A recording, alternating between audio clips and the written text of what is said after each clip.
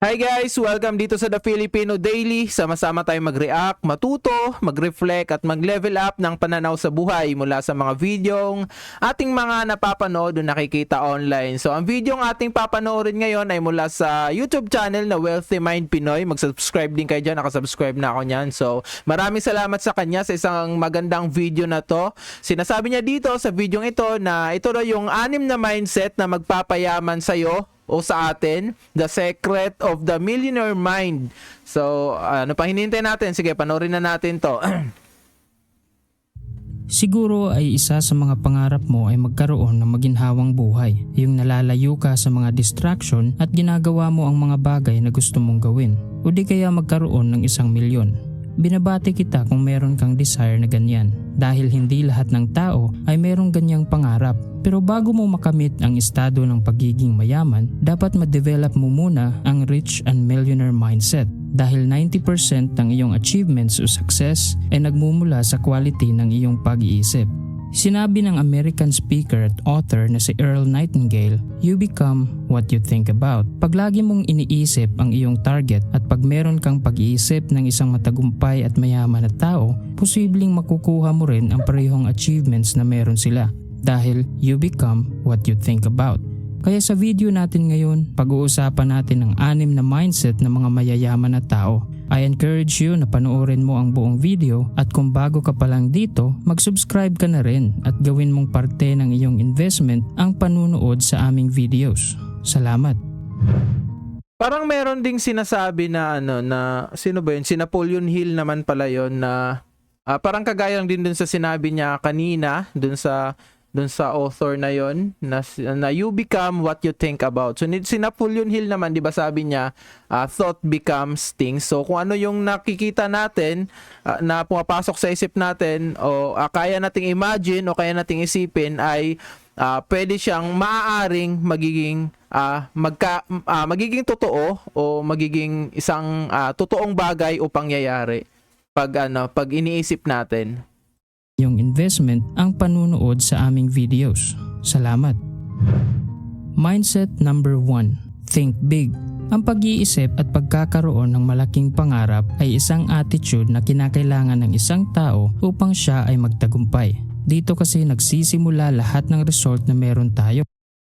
Kung wala kang malawak na pag-iisip, nangangahulugan lang yan na hindi rin malaki ang tiwala mo sa iyong sarili. Kung titignan mo ang mga taong kumikita ng 10 times more ng kung hindi malawak yung pag-iisip, hindi nangangahulugan na ano sabi nun? sarili. Kung titignan mo ang mga taong kumikita kasi nagsisimula lahat ng result na meron tayo. Kung wala kang malawak na pag-iisip, nangangahulugan lang yan na hindi rin malaki ang tiwala mo sa iyong sarili. Kung ano pala yon, may connect pala yon. Kumbaga, kung hindi tayo malawak mag-isip, yung mga maliliit lang, to be specific, no? Kung halimbawa, parang kung maliit lang yung pangarap natin o gustong marating o gusto sa buhay ay parang maliit lang din yung tiwala natin sa ating sarili na magagawa natin yon o kaya natin yung gawin. Parang yun yung sinasabi niya.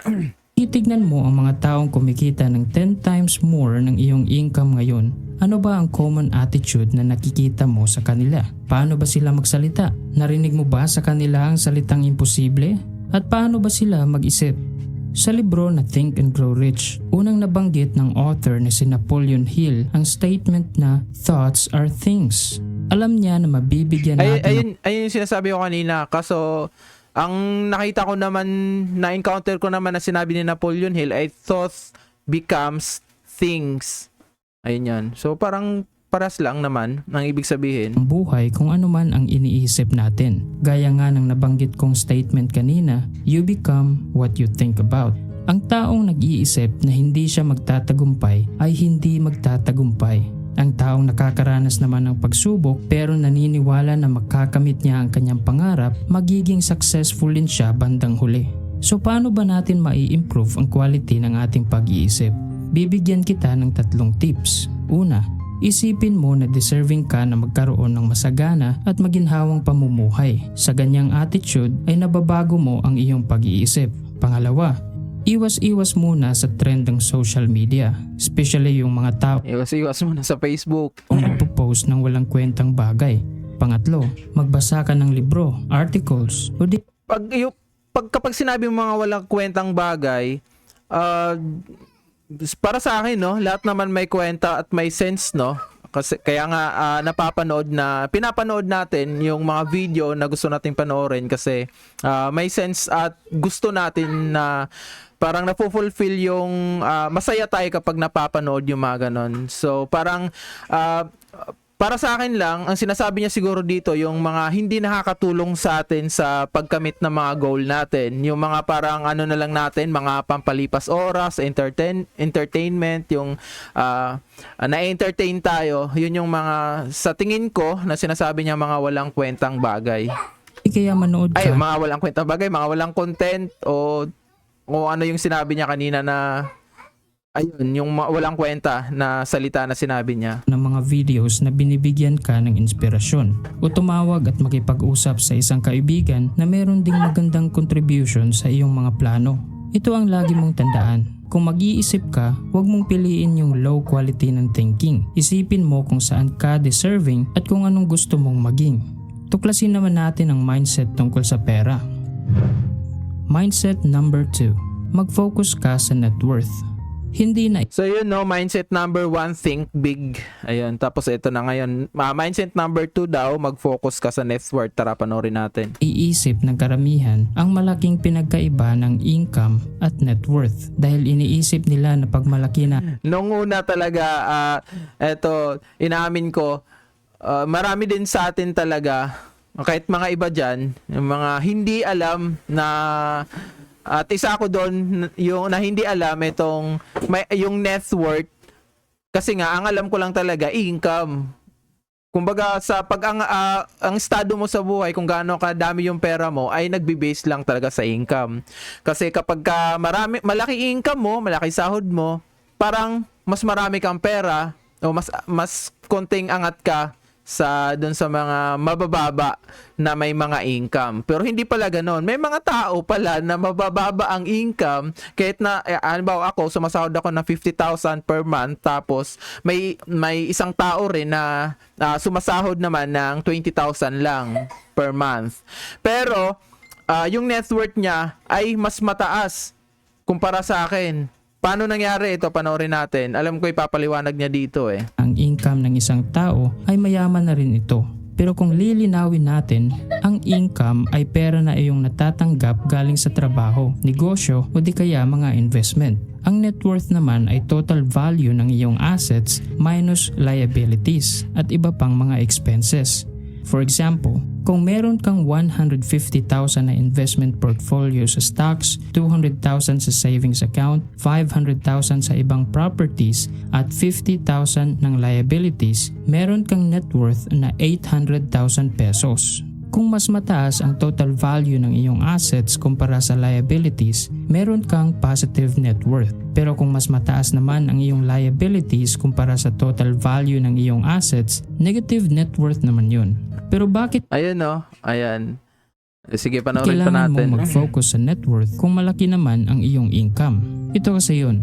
Kung meron kang malaking sahod galing sa iyong trabaho, halimbawa kumikita ka ng 50,000 pesos buwan-buwan, maganda yan dahil kaya mong tumbasan ang halaga ng iyong mga pangangailangan. Pero kung focus ka lang palagi sa income at wala kang asset na binubuo, paglipas ng mga panahon, hindi mo kayang protektahan ang sarili mo sa mga expenses, especially yung time na hindi mo na kayang magtrabaho. Dahil kung hindi mo na Oo nga, kasi darating ang panahon natatanda talaga tayo, 'di ba?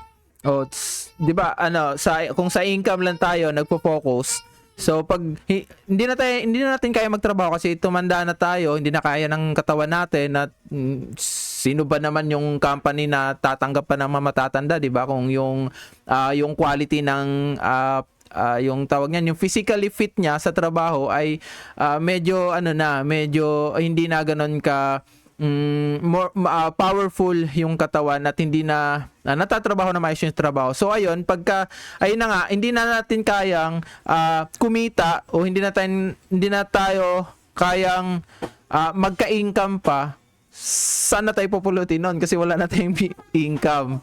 no? kayang magtrabaho, wala ka na ring income. At dahil wala kang asset, back to zero ka na sa time na yon. Sa huli, Back to zero ka sa time na yon. Back to zero yung wallet natin, yung kaperahan natin, pero hindi yung edad natin. Kasi nga, 'di ba, matanda na tayo. sino ang mas mayaman? Di ka na napakahirap ng kumita noon pagka ganon kasi nga matanda na tayo, hindi na kaya ng katawan natin. Kaya pa naman pero nahihirapan na tayo. Oh. Back to zero, sabi niya rito, pero hindi yung kasama yung edad natin doon at yung katawan natin, yung lakas ng katawan natin. Tao na kumikita ng 50,000 pesos buwan-buwan at gumagastos din ng 50,000 pesos? O yung tao na meron lang 30,000 pesos na income at nakapag-invest ng 5,000 pesos sa income na yun? Sige, sino ang mas mayaman? Isang tao 50,000 pesos, isang tao 30,000 pesos, tapos yung expense nila dito 50,000 pesos pero ubos. Ayan. Ubos, ayan, 50,000 kasi expense niya 50,000 din kaya wala matitira sa kanya. Dito sa kabila, dito sa section, sa kabilang sa right section ay 30,000 pesos yung kinikita niya, yung pera niya. At tapos may 5,000 invest. Akala ko naman expense to. Kung expense to, 5,000 pesos lang yung expenses niya, ibig sabihin may 25,000 siya natitira. Compare mo naman dito sa 50,000 pesos tas expenses niya, 50,000 pesos, wala talaga matitira sa kanya, siya makakapag-ipon. Dito sa kabila, may 25,000 pesos natitira sa kanya if ever na expenses to. Pero nilagay niya dito invest, di ko alam. Ito, tuloy natin yung video para malaman natin bakit invest yung nakalagay dito sa right section. Kaya yan ang dapat mong tandaan kung bakit ang mga mayayaman ay nakafocus sa kanilang net worth at hindi masyado sa income. Dahil sa bandang huli, ang tunay na mas malaki ang value ay ang assets na meron sa'yo at hindi sa income. Mindset number 3.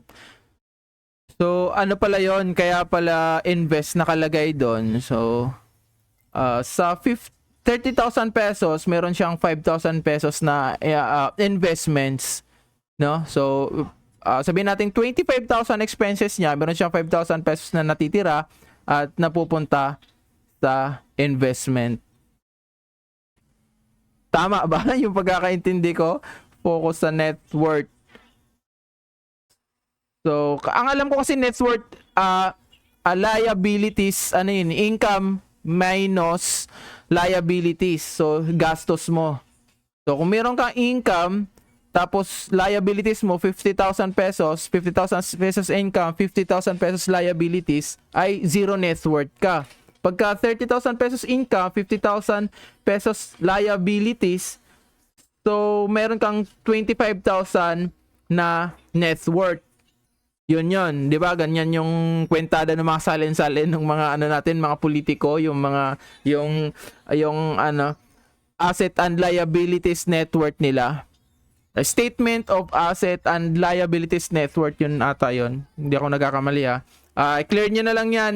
Tapos yun yung nakikita ko o so pagkakaintindi ko tungkol dito sa part na to. Kayo na bahala kung paano nyo maiintindihan yan. Mindset number 3. Mag-acquire ka ng assets, hindi liabilities.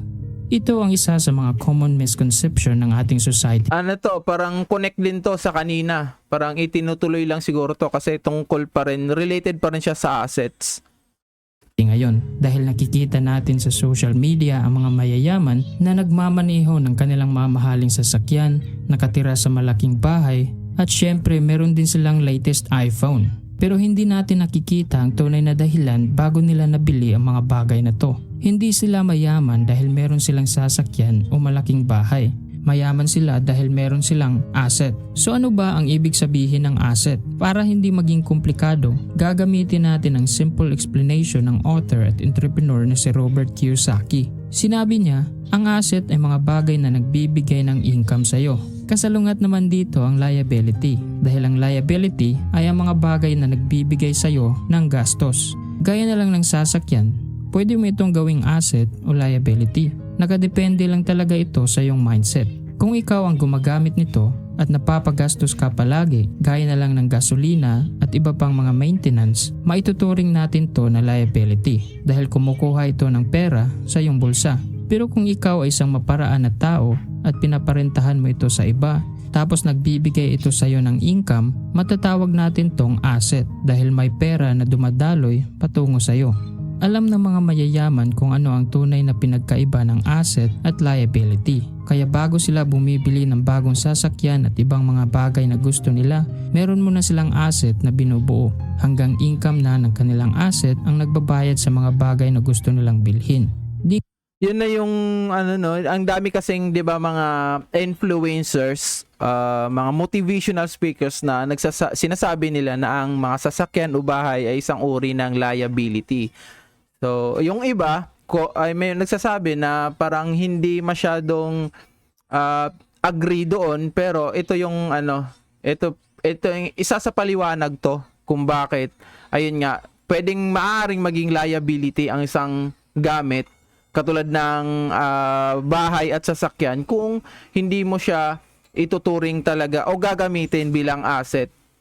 Kasi kung hindi siya kayang kumita ng pera, liability talaga siya kasi nga pinagagastusan mo lang siya, hindi naman nakakapag-turnover sa iyo ng income o ng pera.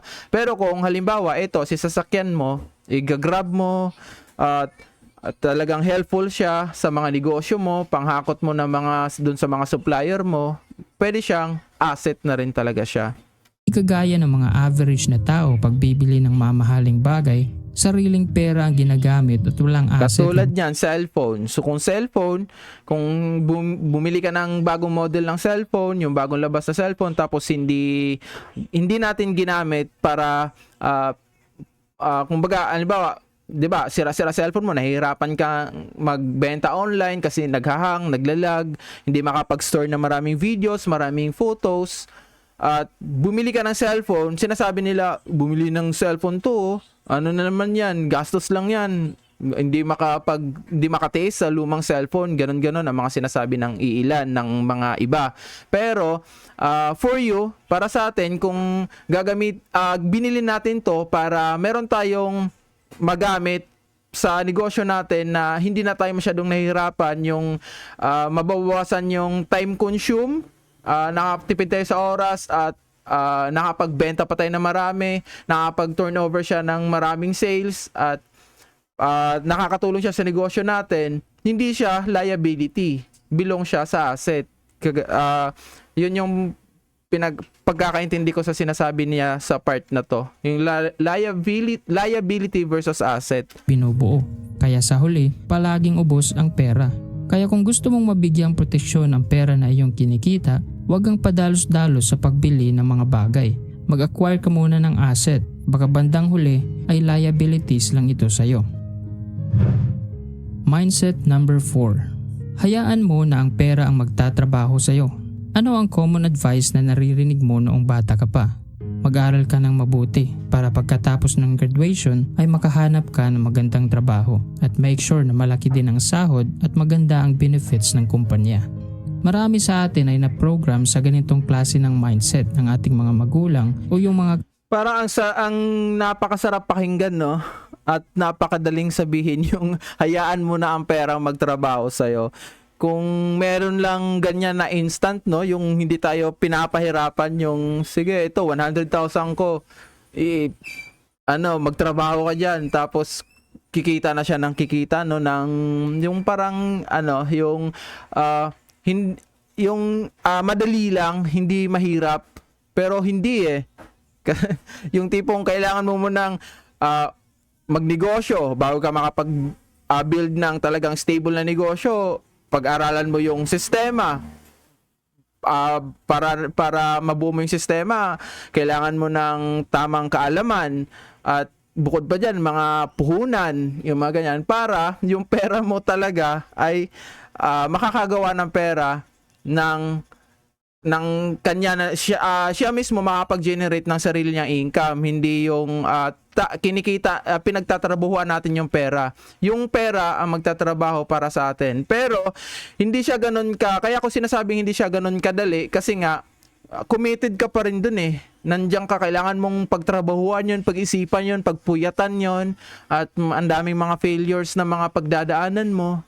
Yun eh. Bago mo masasabi talaga na perfectly na yung pera natin ay nagtatrabaho para sa atin. Kakilala at kamag-anak natin. Kaya hindi ka magtataka na halos lahat ng tao ay merong mindset na magtrabaho para sa pera. Wala namang masama kung magtatrabaho ang isang tao dahil majority ng trabaho natin ay marangal. Pero heto ang ibig kong sabihin. Kung nagtatrabaho ka man ngayon, ibahin mo ang iyong priority. Huwag kang makontento na magtrabaho hanggang tumanda. I-develop mo ang mindset ng mga mayayaman na pera dapat ang magtatrabaho para sa'yo. Simulan mo nang mag-ipon ngayon. Aralin mo kung ano ba ang leverage. Maghanap ng mga investment opportunities, magbasa ng financial books, manood ng mga videos gaya nito. At higit sa lahat, ibahin ang mindset pagdating sa pera. Kung naniniwala ka sa kasabihang money is the root of all evil o yung idea na di bali ng walang pera masaya naman ako, hindi ka yayaman dahil tinatanggihan mo ang biyaya na dapat meron sa'yo. At heto pa ang May tawag pala doon. Ano tawag doon? Wait lang. The root money is the root of all evil. Ayun yung plano, maraming opportunity. yung mga, yun pala yung tawag doon sa parang ay, yung pera na yan, wala ano yan, di naman natin madadala sa hukay yan. Mga ganon-ganon na mga dahilan o mga reasoning. Sa sayang. Kaya simulan mo ng aralin ngayon kung paano ka kikita ng pera kahit natutulog ka lang.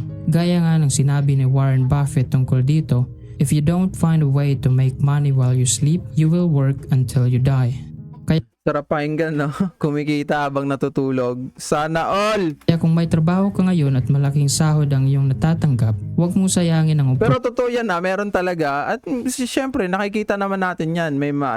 Pero mga pinagtrabahuan din talaga yon bago nila na-set yung mga ganyan. Yung kahit tulog sila ay gumagana pa rin yung inayos nila o sinet nila na parang passive income. Opportunity na yan. Ipunin mo ang parte ng iyong sweldo, mag-aral ka rin kung paano mag-invest at hintayin mo lang ng mga investment na ang magtatrabaho at magbibigay ng income sa'yo. Mindset number 5. Focus ka lang sa opportunity. Kung meron kang pangarap na gustong matupad o kung gagawa ng mga desisyon, saan ba nakatuon ang iyong atensyon? Ang pinagkaiba ng mga mayayaman at mahihirap ay ito. Ang mga mayayaman o mga tao na nagtatagumpay ay nakafocus 100% sa reward o sa tsansang mapapaunlad ba nila ang kanilang buhay o ma-increase kung ano man ang meron sila ngayon. Habang ang average na tao naman ay gumagawa ng mga desisyon na nakabase sa takot. Palagi silang naghahanap ng mga rason kung bakit ang isang bagay ay hindi mangyayari. Paano pag hindi nag-work? Paano pag nalugi lang ako? Wag na, masyadong risky. Kaya sa huli, wala talagang nangyayari at nagpabago sa kanilang buhay. Pero heto ang reality. Kung gagawa ka ng mga desisyon, lahat ay risky. Kaya masanay ka na involved talaga ang risk sa bawat desisyon na gagawin mo. Magpatuloy ka lang na tuparin ang iyong mga pangarap sa buhay at huwag na huwag kang susuko kung alam mo na merong malaking reward na naghihintay sa huli. Walang susuko, laban lang. Mindset number 6. Bigyan mo ng malaking halaga ang oras. Nakita natin na maraming tao ang pumipila pag merong sale. At ang iba dito ay pumipila sa counter sa loob ng 2 hanggang 3 oras para makuha yung discount. Bakit tinitipid nila ang pera at winawaldas ang oras? Pwede mo namang bilhin yan sa buong halaga in just 5 minutes or less. Ikaw, kung alam mo na mahalaga ang iyong oras, saan mo ito gagamitin? Lahat ng successful at mayayaman na tao. Yun yung isa sa mga logic eh. Yung parang tinitipid natin masyado yung pera natin tapos tinitiis natin sinasacrifice natin yung oras natin. Parang may na-encounter na ako na ganyan eh. Yung scenario naman na yon ay kung papapiliin ka kung sumakay ng ano pala yun, yung libro na The Millionaire Fast Lane. So meron daw 3 criteria yung mga tao kung paano sila kung gaano sila kabilis umasenso o marating yung successful na estado na gusto nila, kung anong klase man yan na successful in successful terms na para sa kanila. Yung una, yung naglalakad, tapos yung pangalawa daw ay hindi, ayun, yung pangalawa ay sumasakay ng bus, tapos yung pangatlo ay nakasakay ng eroplano. Ngayon, kung papipiliin ka sa tatlo, di ba, kasi maglalakad ka, walang bayad eh. Magbubus ka, may bayad. Mas mabilis. Kung mag-eroplano ka, mas mabilis, pero mas malaki yung bayad. So, mga mayayaman daw, ang pinipili, sumakay ng eroplano. Kasi, mas binavalue nila yung oras. Pinapahalaga nila yung oras. Kumbaga, kasi kung halimbawa, magbigay tayo ng halimbawa, 3,000 pesos sa 2,000 pesos sa eroplano, halimbawa lang to, ang pamasahe, tapos sa bus naman ay 1,000 pesos ang pamasahe. Sa naglalakad, wala kang gagastusin. Ngayon, naglalakad ka, inuubos mo yung oras doon, sa halimbawa, sabihin natin 3 oras kang naglalakad. Ayan, wala kang ginastos doon. Naka-discount ka ng 1,000 to 2,000 pesos. Sa bus, naka-discount ka ng 1,000 kung nag-eeroplano ka. Ngayon, kapag nag-eeroplano ka, ay 2,000 pesos yung magiging pamasahe mo. Pero, yung 5 oras na yon sa paglalakad ay matitipid mo yun. Ay hindi, ay 3 oras na yon sa paglalakad, matitipid mo yon. Ay maano mo yon. Tapos sa 3 oras na yon, kung kaya mo naman kumita ng 5 oras, ay 5 oras ng 5,000, 5,000 pesos sa 3 oras na yon, o alin ang pipiliin mo? Maglakad ka doon, masayang ang 3 oras mo sa paglalakad na wala kang kinikita pero wala ka ring ginastos sa pamasahe, o sumakay ka ng eroplano, ilaktawan na natin yung bus sumakay tayo ng eroplano na gumastos tayo ng pamasahe ng 2,000, pero dahil natipid natin yung oras, nakarating kaagad tayo sa pupuntahan, tapos yung oras na natipid natin na yon, dun sa yung oras na yon ay kaya natin kumita ng 5,000 doon. O, edi doon makikita natin na mas lamang yung sumakay ng eroplano kahit mas mahal pa yung pamasahe diyan dahil mas mahal yung oras. May mga pagkakataon, hindi sa lahat ng pagkakataon na mas mahal yung oras. May mga pagkakataon na hindi natin nakikita na mas valuable pala yung oras na yon. Mas sana kumita pa tayo kung tinipid natin yung oras na yon kaysa sa pagtitipid ng pera. Magulo ba? Sana maintindihan yan. Basta yun lang yung na-encounter ko doon sa libro na yon. Isa sa topic doon sa sinasabi ng libro na yon, The Millionaire Fast Lane, hanapin nyo na lang. Ay binibigyan ng malaking halaga ang oras. Dahil pag nawala na ito sa'yo, hindi mo na ito maibabalik. Kung nagsasayang ka ng 1 oras sa social media ngayon, hindi mo na yan maibabalik. So ano ang dapat mong gawin sa iyong oras para mabigyan mo ito ng halaga? Ito ang aking suggestion. Una, alamin mo kung ano ba ang iyong goal o gusto mong mangyari sa iyong buhay 5 to 10 years from now. Pangalawa, gumawa ka ng system kung paano mo yan ma-achieve. Pangatlo, i-reverse engineer mo ang proseso ng iyong goal. From 5 years na goal, ibaba mo ay iyong focus sa weekly achievements. Halimbawa, 5 years from now, plano mong magsimula ng sariling negosyo at kailangan mo ng 1,000,000 kapital. So kung gagawin mo ang basic math, dapat 200,000 ang iyong target taon-taon. 16,700 naman buwan-buwan. 4,175 kada linggo. Kung masyadong malaki ang halaga na aking nabanggit, gumawa ka ng sarili mong target o amount at gamitin mo ang parehong principle. Kung gagawin mo ito, gigising ka araw-araw na merong purpose. Dahil meron ka ng goal. At kung meron ka ng goal, sasayangin mo pa rin ba ang oras mo? In conclusion, ang tunay na sukatan sa pagpapayaman ng isang... Paano niya pinaliwanag yung niya? Yung benefits kapag tinitipid mo yung oras mo at compare sa pagtitipid ng pera? Na hindi ko na may chinat kasi ako tao ay hindi nakabase sa pera kundi sa quality ng iyong mindset. Sa ating 6 na mindset na nabanggit, alin sa mga ito ang meron ka o plano mong ma-develop simula ngayon? Magbigay ka ng comment sa ibaba. Last na Sana pala ay may yun. natutunan ka sa topic natin ngayong araw. Maraming salamat sa panunood at sana ay magtagumpay ka. Yun yung 6 na mindset na magpapayaman daw sa atin, no? Sana all yayaman na tayo. So, ayun na nga. So, napaka helpful o grabing tulong to sa atin at dahil sa napanood natin yung video na to, naliwanagan tayo sa mga bagay ng pagtitipid ng oras at yung mga asset and liabilities. Hindi pala tayo nagbabase lang sa income. Kumbaga, wag nating tingnan, wag nating i-compare yung sarili natin sa mga may mas malalaking mga sweldo kumpara sa atin. Nasa atin yan kung paano natin tipirin at itabi, i-save, paano tayo mag-save.